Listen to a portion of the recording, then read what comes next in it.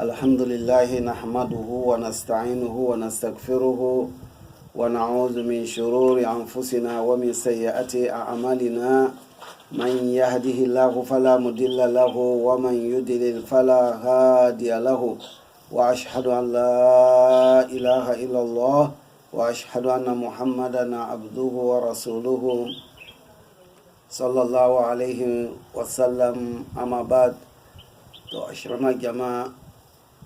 jama karabo yawo ahidar sunsu na shugo fako ahidar sunsu yiji su yasutu jama kare salama ina ashirama ya bisa ina assalamu alaikum wa rahmatullahi ta'ala wa barakatuhu. Ashirama ya bisa da shi ne shira duwa burbe ne fama yan karmam ya wufom ya zuriya mubaka kaushan budunya imefuma ishiba mfo ne yubu gafara ne yubu nima ne yubu rahma ne fa fasanga jana to fi dawsi mbamu yan shira dua ne fama yan go fam so yan kembo yan mbukembo yan fa kusanga ka pasanga wa gotinti we na baraka imefuma fama ya ngona lafe we na baraka imefuma fama ya ko edinenu imefuma yesu kime ne shira dua ne fama ya tore fo kra tore fo nya ura bo dokte bo wa uru yafuma imaba ngwe kun lafiya yafuma imaba ngwe kun lafiya ne yan shira adwa ne fama na tilfo kai na tilfo yako bismillah bana alhamdulillah bular sharti atinu fitna tashi hankal balai yafuma yoye kishi yame ya kanda ne yan shira adwa ne fama ya togo mi yame tan lafiya yan zami yame tan lafiya to adwa nda shin la makwa shirama na kanima yawo hoyle da masara nyuma na kyabra nyo nije ya saran zansule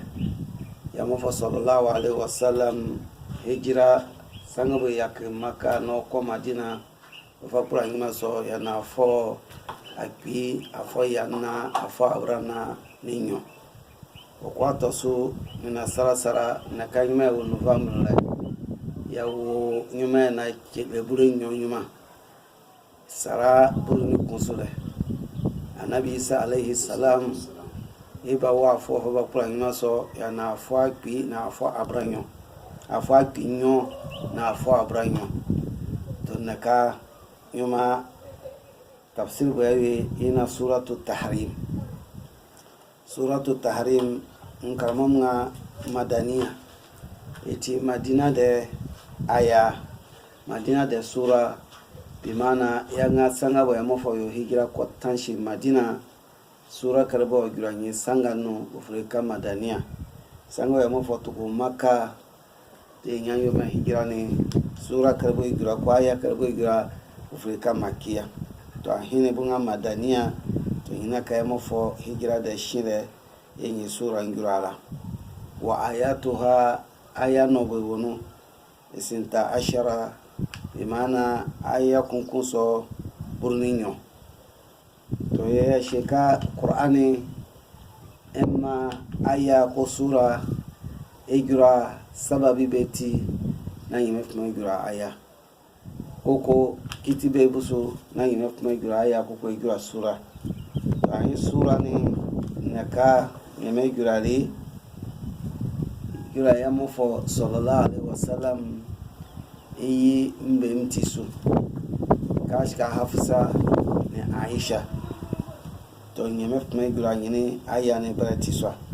yete nga sababu nuzuli sababi ko nyeme gura aya ne gura hafsa tisu ne na aisha mabtili hadisi fi sani ibrahim mariyatu kibitiya mabti fako ibrahima ya mufa wambo afrika ibrahima ni inni afrika hajara inni afrika maryam to eti ya mufa afane bara suma akurufo de na fa dingo to yinga ayangira yeso mabti asabaha nabi sallallahu alaihi wasallam fi baiti afsa na mufa nire ba mu hafsa de soro mabti bufaima emofoni ne mo fosuma fa fama aisha ne afsa na esubu ke juma to ya mu fa fani bara na afsha ba shirati ke ko ishi dikane ko sabahi to ni ma fo na ba ngubun afsa da sodo to dangere inga fi beti fi nobatiha mabti ide tokin to yibu ngumengwa fa wajadat afsatu na afsha ibanguri so na walai wasuminu fa qalat no shinga ya nabiyullah inga woro nyemefuma anabi lakad gita liya shay'an ma gita ila ahadi min azwajika afasaba bando bonyi sani afame ngusu abama oyim bedo makamani mabti fi yomi ndeken wa fi duri nsorobekum wa ala firashi mbiya subekum noni nandu damengudo to kala nema fa sallallahu alaihi wasallam shi inga ala tabdini adimanso ana ahramaha to kanywe haram fala akrabuha ndudome kala tibala to na fshanya ska to madengini nje yuso ile mati to kala dange faharamaha nemo fashikato maryam oyo haram tisu ndudome kun wakala nemo fashi afsaka la tazkuri zalika li ahad maska gogo yinso na fakrebe ni warafia fa zakaratuhu li aisha no yangi gogani akrina na aisha fa azharahu allah alayhi nan yamai gira fufu na kriya mafo fa anzala hadhihi aya no gurani aya ne to kalman bemu inga sababu nuzul kawe ida sababi beti nan yamai gurani aya ne wakira ba'du nabun bai musu kana shikawo nazara shani zainab bintu jahsh ya mafo ibe frika zainab bintu jahsh da wa to bunga ayangi ale ida gyoko da so ina hadisi kali hadisi aisha yanyangi hadisi na aisha do kalati kana nabi sallallahu alaihi wasallam yashrabu ansal inda zainab kaya mafo na jokobe ina tiko zainab soro ni konu wie wayamkusu indaha ni yantan shibi itana do kan buanzama to ye nga keme so ne mo faura zainab bintu jahsh na wanu wiene to fawasaitu ana wa hafsa nini afsa nabatu mengufo ayatuna dakhala alaiha nabi sallallahu alaihi wasallam fataqul inni wajatu minka riha magafir nabatu mengufo kato yamna nyonno so kabo imesmo fodumo wurare ebi to fataqul emini shekao ini wajatu minka riha magafir wala mati magafir mvan unosu mati magafir etinya boye mu fokuru mi fifi to na bayan skapte je bari nu wiene bari yes nje mo ura mu do gero fashire nje mo ura woros kondo gero do kaka fashire na shekao samitu minka riha magafir akata magafir mati magafir mvono adini nyawane to fadakhala ala ahadihima nemo fa bo no wura bunukundo kike su ibebu afsabio no awura urare no fete no wura in aisha skabi to fakalati zalika lahu na bukagi yo ngene mabti wura afsabi na afsaska okay unobu magafiro ibaya sudobe kunga nobu magafir nuweo zinebu soro na wako aisha bi nana na aisha ska ashiso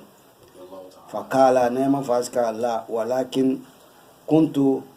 ashrabu asal inda Zainab nga wallahi madima nyini nyawane shede Zainabu bito ye nuya to falan a'uda lahu to ndenje wiye invati so falan a'uda lahu impi manyin no awiye kun wakada halaftu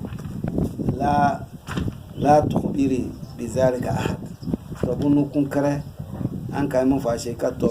gira mu magyoba ma kan kirbe ne ci to na afsa no kan gira na kire na Aisha to yembe mga wiye ya mafonure Zainab bintu Jahsh soro na bayan shika ya mafono bu magafir ya mafosuna kurman yin yawan jure ne mu faska nden yanti so to mayo wiye haram no awiye kun to dikes ko kala ba yan wiye haram atande suka wiye haram ka kire ya Aisha ya kurdiya kuko ya mafu afani bara ya shiko wiye haram iskon ko mviki wedo ye she kurdudu ya to dange na nyeme fuma yan jura yini ayane yinga bismillahir rahmanir rahim ya ayuhan nabiyyu lima tuharrimu ma ahallallahu laka tabtagi mardati azwajika wallahu ghafurur rahim. Allahu akbar. Yinga yan jura yini ayane yinga ya ayuhan nabiyyu wara annabi lima nzudati tuharrimu yawi harama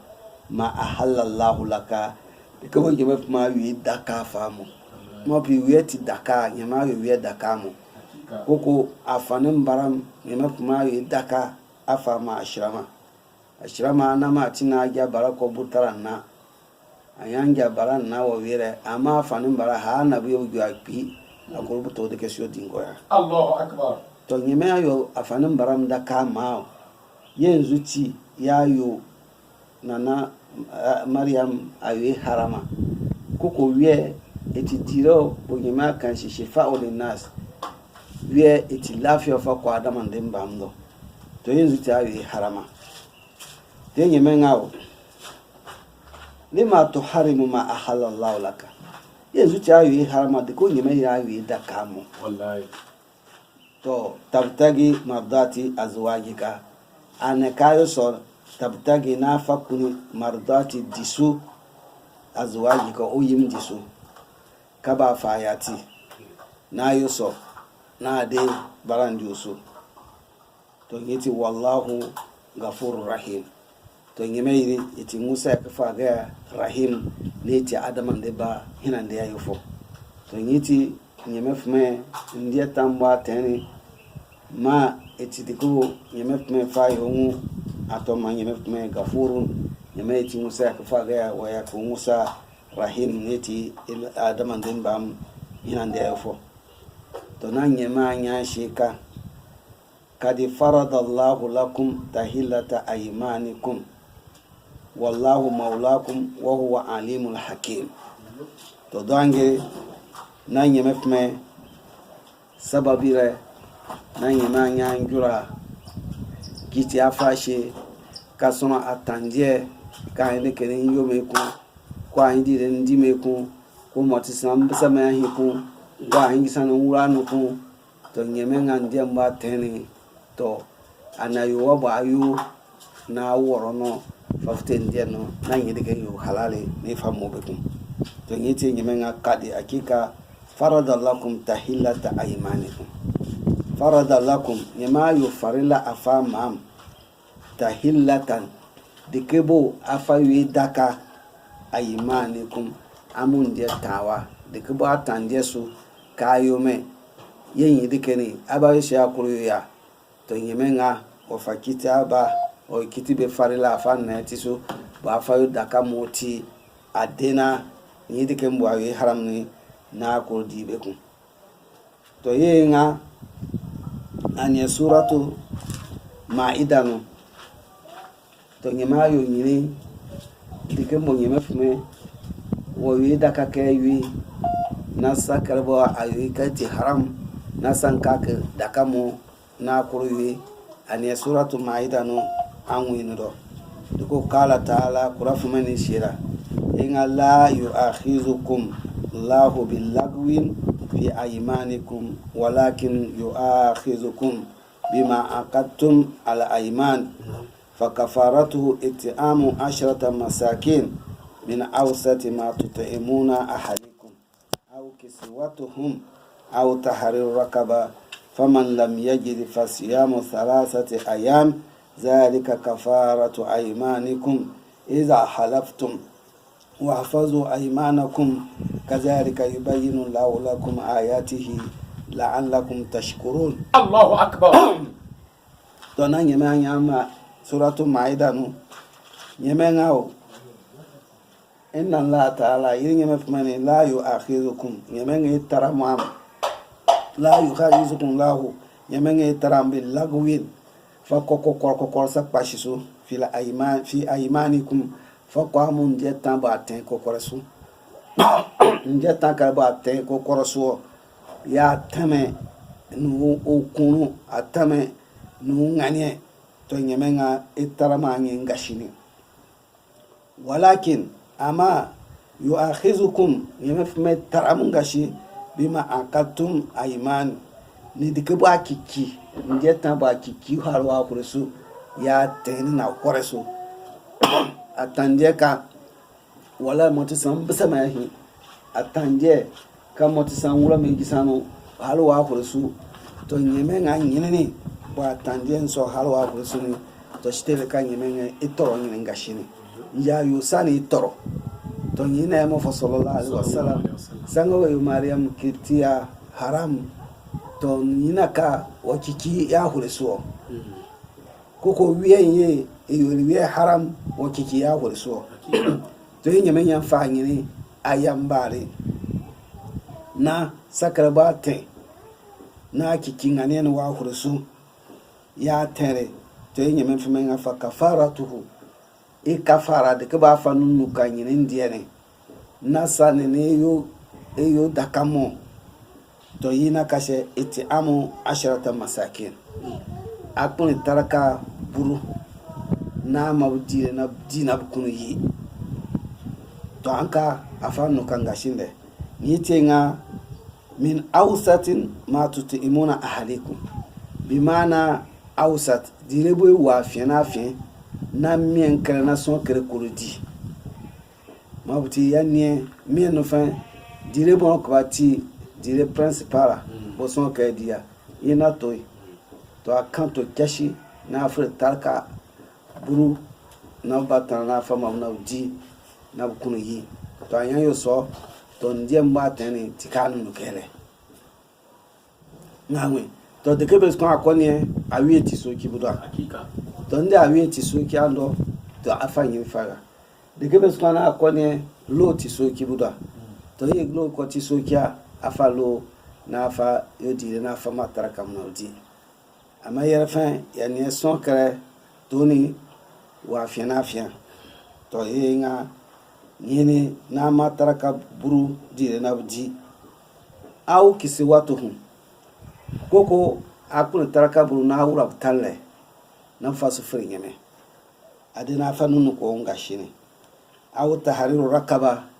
koko ala ko na peti ni kak dihe to yinga faman lam yajid yeso karabo anyama yinle wala anya dire na mataraka ashe so anya sutura na ko fa mataraka ashe so akurunama akona apeti koko alama wa to akona apeti to yinga workebo akura anya anyi sanzanu imma madire ya akura anya dire koko imma wura busutura ya akura anya sutura koko imma apa koti ya akura anya mako to yinga workebo faman lam yajid fasiyam 3 ayyam to anya anyi ni oraka ka kin sara lesan akin sara lesan na fama nyeme akin sara lesan susu na fama nyeme to yinga zalika fa ko nyiso kafaratu aymanikum dikibe nuka mun je tabatin okunule iza khalaftum ndenje atanje ka indike ni yaso matande su kan yaso to nyemenga kafara ka ba yure kikisu anadire na ma munaburu jana dire ya mabu sutura munaburu sutura iburare iketipa kwa na koya peti to afa woro nole inzanu ba kuro yure ya yure to shteleka anunu kangashinle to yenja nyanyi be inga to akin sarale san na fama nyeme to nangashin anunu ka otiso to yinti nga kazalika yubayinu Allahu lakum kabo itira nyeme pan bayana ni fama ayatihi inani la'allakum adeni yinsu tashkuruna na anda nyeme fmashi Allahu akbar to yiti ya mo fonde mo tene to nyeme nyan sheka kad farada Allahu lakum akika nyeme fmayo farila afamam tahillata aymanikum dikaba am fadunu kamu ndeta na tsamba tande suni tahilla ne yuda kafamo to yiti ina nyini birambo ya giveni imma mataraka burudire kwa awura taraka busutra na frengeme koko ana kona kpeti nja nyanyi mbe na kisalesa to yiti nganga wallahu mafti ngi mefmen maulakum inge mefmen ti anfwa hakika nge mefmen yi ti anfwa yi ti ankurfa yi ti amina to nyime kurmani sabawi na kashina samyo to yiti nge mefmen afa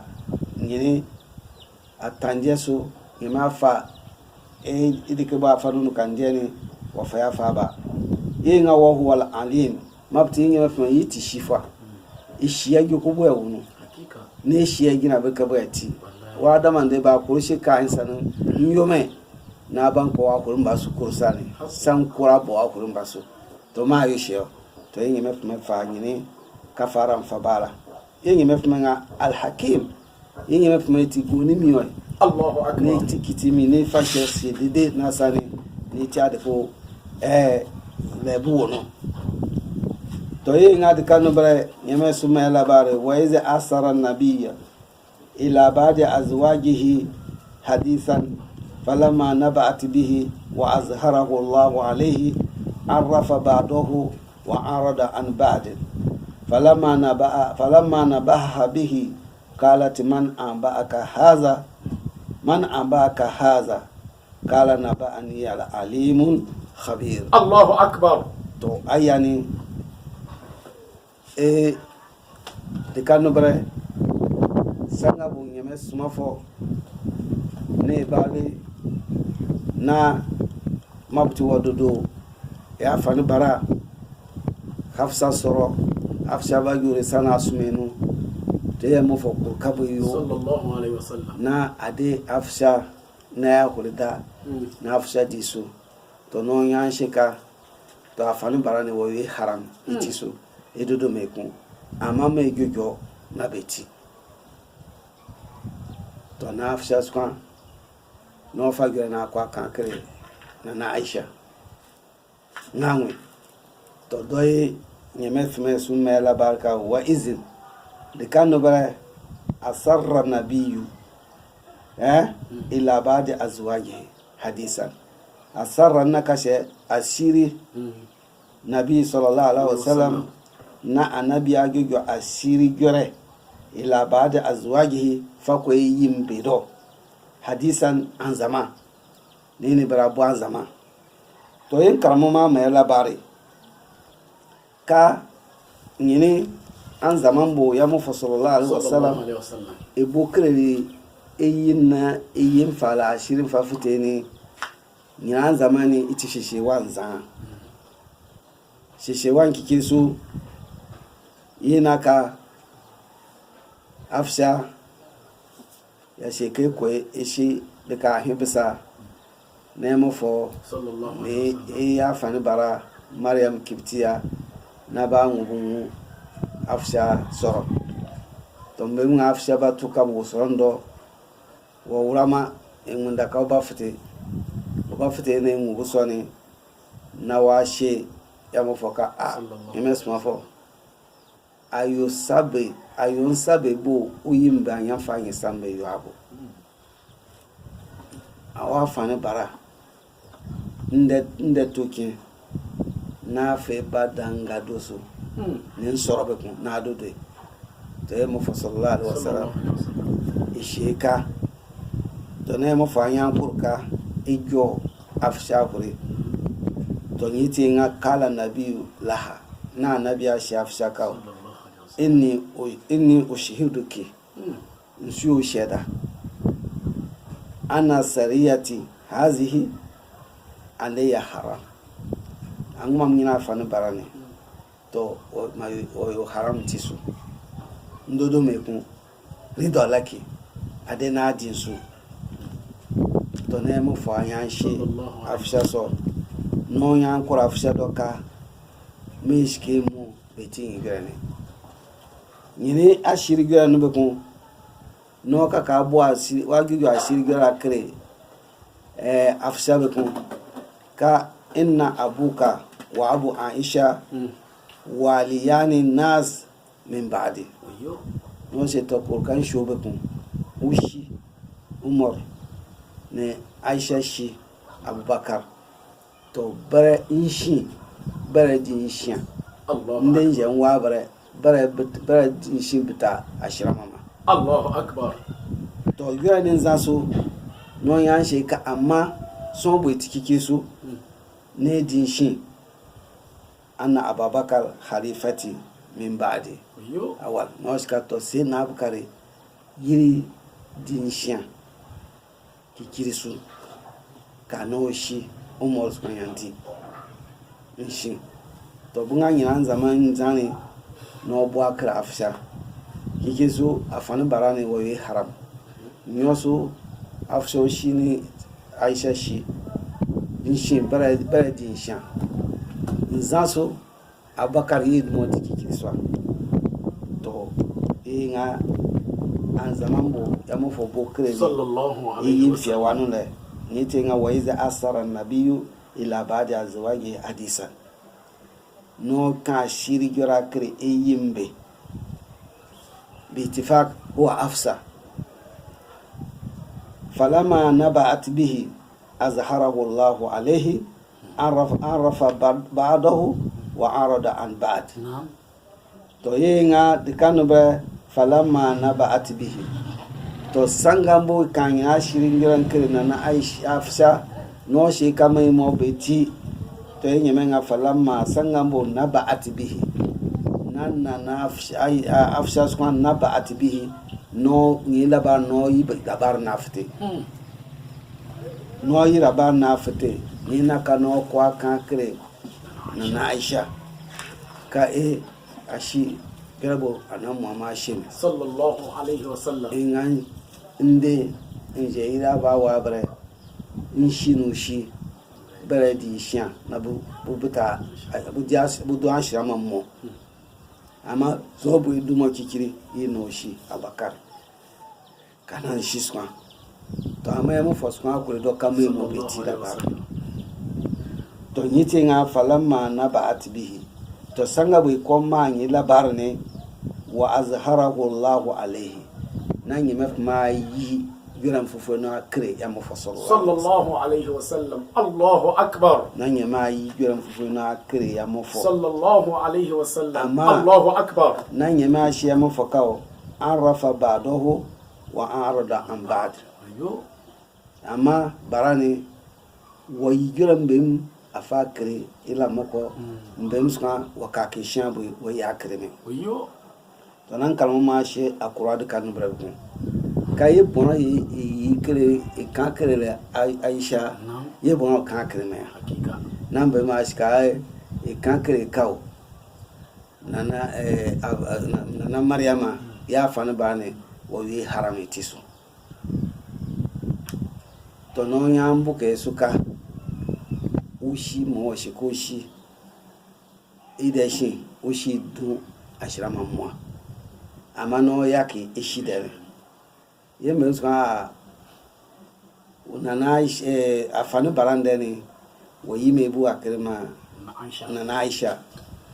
shede ishi ni nana Aisha shi baratibo ishi baradu ashrama mwa idashin to zuti ne kanso kire ne shike shi ni nana Aisha shi in ya mafo shi buna ginabre te yini kire ya mo kama fani barande ne to yin karmam nga dikanu bani yiti kesha ishi ni na Aisha shi da gira ne ikan yini kire na Aisha amma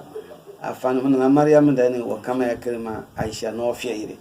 to yiti nyeme fama wa azharahu Allah alaihi na nyema yi gira fufu na kire ya mafo na nyema shi ya mafo ka arafa ba'dahu giran bim wa yibu akire Aisha wa arada an ba'd no ka ke sha bombem mai kire ka kire ya to dangere ya mu foskwati ni sallallahu alaihi wasallam ne mu foskwa fre Hafsa no me labare to yiti nga falamma naba'aha bihi qalat man anba'aka haza to falamma sangambo naba'aha bihi nan yemes kwa ma Hafsa labarka a shirgiyar bun kakuru nan gama mo betini zumwati akoka naba'aha bihi le ne mo fasuma kwa me labari alaihi wasallam isma kwa me labari ka ma shirin bun kakuru na ayyafte freno yo akakre ula moko to kalati na Hafsa noska man ambaka haza noska imma munyi labarana nam mammo labarka washirini ma yafte fufuina kala nemo fashika sallallahu alaihi wasallam naba'aniya al-alim al-khabir Allahu akbar naba'aniya sobo manyini labarne al-alim yina mimbu shi sakra kwati Allahu akbar sabe wabar bo nyeme shime jalla jalalu akta da man de ba wa horisu ngani bo wa horisu nyeme shi Allahu akbar to nyini mini yiri manga bara al-khabir mibo yale kira dayado wallahi mibo yale kira dayado sanga kira sanga nini mini yiri man labara ka jorobo akwa wele bangi na wanyanska intatuba ila Allah wallahi fakad sagat qulubukuma hakika wa intazahara alayhi fa inna Allah huwa maulahu wa jibril wa salihul mu'minin jalla jalalu wal malaikatu ba'da zalika zahira Allahu akbar to nan yema ya mu sallallahu alaihi wasallam sallallahu alaihi wasallam na ya mu fanya shika intatuba nan yema nya ngira nya ya ne intatuba amunyon inde jama kuna tuba yo nam ila Allah fa ko nyemedo fakad sogat qulubukuma hakika wallahi fakad hakika sogat wa kendi qulubukuma amunyon na gurin ba wa kenda afte nyeme atisu oyo wa kenda afte tauhidisu wa kenda afte nyeme kuyosu to nyiti wa in tazahara alayhi ndamu nyoni tazahara alayhi ya ngayu anoku nan dialwa ya mofotisu sallallahu alaihi wasallam nan dialwa ni ya mofo to fa inna allaha huwa maulahu jalla jalalu to fa inna allah to an shi kan nyeme fume huwa yin nyeme fume ni maulahu yiti anan mama fo hakika ndenga ya ngayu anoku nan dialwa ni na wi wurwa to an shi ki fo na nyeme jalla jalalu nyeme ti buka fo yo nyeme ti nasara ma fo nyeme da shin wa jibril ni malaka jibril Allahu akbar malaka jibril da shin wa salihul mu'minin jalla ma la salihul mu'minin bi mana la marafam bubti la ma na ko rafam buti na ma kashifam nam to bukar pati budial wa buka na muhammad sallallahu alaihi wasallam yin Allah ma kashifam na ma ina senali ina seno usman ina seno mor ina seno abakar Allahu akbar to budial wa buka na muhammad jalla jalalu to yinga wal malaikatu to malaika mo bada zalika yinda shi zahira malaika karpati buka na muhammad jalla ma la yamutu baramino sai ka dake jama'a mai ka senali koko seno mor ngumiri nam amu bukure wallahi to nyeme nga yiri itiamo fo bukafo sallallahu alaihi wasallam yinde shi ne maraka jibril tiamo fo bukafo yinde shi na sino mo tiamo fo bukafo na sino abaka tiamo fo bukafo na sino usman tiamo fo bukafo na sino ali tiamo fo bukafo to yiti nga dikanu bare na sino mor yang yalaji sino mordo buna khatab radiyallahu anhu annahu qala balagani ba'du ma azza bihi rasulullah sallallahu alaihi wasallam nisa'uhu fadakhaltu alayhinna faja'altu astakri'uhunna wahidan fakultu wallahi la yantahiyanna aw la yubadilannahu Allahu azwajan khaira min kunna fanazarat azhaya seno mor enga sanga bontika torabu ya mufoyim bufakrele namni seno mor namanya wura nyirin baramu wura kunkunko wura kunkunko nan ko tubufo fombon tubuni namanya shebukao la iyantahiyanna nden jama yakma nyiri jukuni ba fa so na Muhammad sunni sallallahu alaihi wasallam to kuriyo na nyeme kakin bara papap kai na fama ya mofo sallallahu ni alaihi yakamre na mofo yakamre kai to seno mor inga nyino ani mbo igireni na nyeme agira yaso Allahu akbar to ngiti seno mor ya mofo sallallahu alaihi wasallam inga anabi wo mamna na mamashi sallallahu alaihi wasallam nden mamna wasallam na mamashi ya anabi wo maseno morti jalla jalaluhu gina barna kai mabti gwara karo seno ma yango yo an kan nyama agira yaso Allahu akbar to sanga bu shi soni na nyama nyangira ya inga ansa rabbuhu in talaka kunna an yubdilahu azwajan khairan min kunna muslimatin mu'minatin qanitatin taibatin abitatin sa'iatin sayyibatin wa abkara Allahu akbar to dange na nyema nyangira ya inga ansa rabbuhu beni emini to nyeme de beni iti wajibi o hakika yenga beni mini intolaka kunna ndi anam mama yakram nyini mbo ama wi mu ifaya ye fundu shi kama yakam an yubdilahu mun ye kuma ka kana fame azwajan mbaram khairan min kunna mbaram bo taramre jalla jalaluhu nka mbaram pokpoko kwa nam fama bo e korona shi anam Muhammad sallallahu alaihi wasallam kai yakin nyini mbaram kare namni ka mara fofo nyan jam baram fofo nam fama anam Muhammad sallallahu alaihi wasallam yin baram muslimatin nauti baram muslimati bi mana hadiuna ila Allah nabdabti no fama nyeme nabdabti no fama bu mu'minat nauti na hore shifo nauti la mara fom naw mabu hu la bar la mara nabu man nyeme tume la mara ko ka kin baram so nam fame kanitatin nan ngin barambo famene kanitatin bi mana ta'ina notin barambo su nyemeno ani suna fayuma notin barambo su bieso no ani suna fayuma ko kak ngin barambo so fame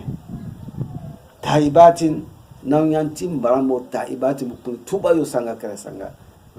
ndenjo wura nyemenga sinu kuko wure hunga sinu ni kunilada ni tuba yo ka oi ma fo be yakin Musa ma fo be yakin gashi ne shirin gashi fitin yeme su mado yemanga e koroni yakin nan ka kin yin baram so nan fame abidatin notin baram bo su yeme aga ya Allahu akbar abidatin notin baram bo su yeme aga ya saihatin yenga saihati fe bi mana saimin nan yantin baram bo ki saraga ya sara toto na kin nabu nyin baram no yin baram no ka sayibatin nan kakin baram me bubti tarawan ko ya tarawan nan fama bo wa abkara ko ya zumur kan su nan Allahu akbar inde an yo so yi yaklam ngo ka ka nyin bara sifa mo ma bu bara ngo ka ka nyin bara so nan fa ma nan muhammad sallallahu alaihi wasallam to dangere na bukare na aisha na afsha na ukranya da tia shengu na ukranya tubayo akko nyemedo na ba ko tubayo akko yemo fa sallallahu alaihi wasallam mabti nyemeni ti ngandenje bunga btemono na dialwa ana muhammad tiso to min yef meti bukafa min yef medeshin meleke gibiti bukafo meleke gibideshin salihul mu'minin sai na abukar umar usman ali buti bukafo to nyinde shi wa malaikatu malaikam ka pati bada zalika nyinde shi zahiran bukati mu bukai mu sallallahu alaihi wasallam to yin men sheka an gola gore ni yaklam wala mbarambun kak mbarapapambun kak fameni jabu bari na yin mbaram ne ngangwe to yin mbaram kiki su muslimat buti mnambo ba fapti amanyeme nabda buti manyeme mu'minat nabti na malafam bi mana musaddiqat nabti mnambo ba manyeme no ani la maraya na ba mayemo fo no ani la maraya sallallahu alaihi wasallam kanitat nabti mbarambo sunyeme kiti suna fo gima nabsubu no ani suna fo gima taibat nabti mbarambo kutuba yo sanga ka sanga wure hunga shine kutuba wo wura nyeme nga shine kutuba yo fako to nyiti barakar bara unu kyono girma wala daga ka unu huye ngashaba wori daga ka dote na kulitu bayo na shika buka nyeso amma ma akete na kengre no huye ba kulitu bayo do ikoro maso mabti mo fa sallallahu alaihi wasallam inga barakar bara ya janna ka do mbawi mujabo adamande bakar adamande basma beso kare beso wagen na kadon ba wu fo yum yabo to ama bara wagen na kadon ba wu hu yabo hu yandi usu awra janna yete mu fa sallallahu alaihi wasallam inga ayu imrat matat wa zawjuha radi anha dakhala janna kama fonga baraka bo kwa ka kishambo dunya ye hu disu we hu ye baran ya wura janna Allahu akbar to yiti baram o daga ka bumma bu hum girma to naka ya sura ne ya fada bara ya ne ya fada bara to nyimef me mo fa me labare ni ka taram ni fa me ni ka zunguru bu yan sham ya son ni gegja bu ni sanga bu no fa ifa me mo fa sallallahu alaihi wasallam ne ya ka amre to na ba ku tuba yo na nyimes kwa de tuba na ba kake ya mofo yim na nyime skwanch kato ya mofo na ma ti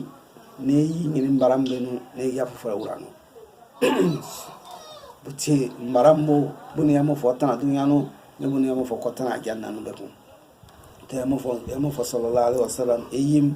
daraja bu nyime ma fa ma bule yiti ya mofo ayakma nyim mbarambe ne ya bara fofore she ne bara dunya fe ini ba kotana janna no beku to nyime fe sanga janna ba